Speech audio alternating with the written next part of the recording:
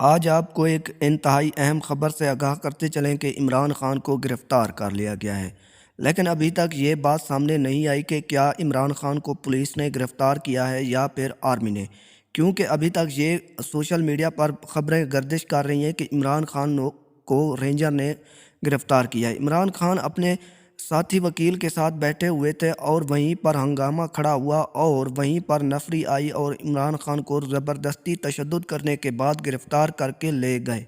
ابھی تک یہ بات بھی سامنے نہیں آئی کہ کیا عمران خان کو اسلام آباد منتقل کیا گیا یا پھر پنجاب میں، کیونکہ وفاقی حکومت بھی اس بات پر چپ ہے اور ابھی تک وفاقی حکومت کا بھی کوئی رد عمل پیش نہیں کیا گیا۔ جبکہ اگر ہم بات کرتے چلیں چیف جسٹس کی، تو چیف جسٹس نے آئی جی پنجاب کو طلب کر لیا گیا۔ اگر آئی جی پنجاب 15 منٹ میں حاضر نہ ہوا تو پھر وہ وزیر اعظم کو بلا لیں گے۔ Thanks for watching. اللہ حافظ۔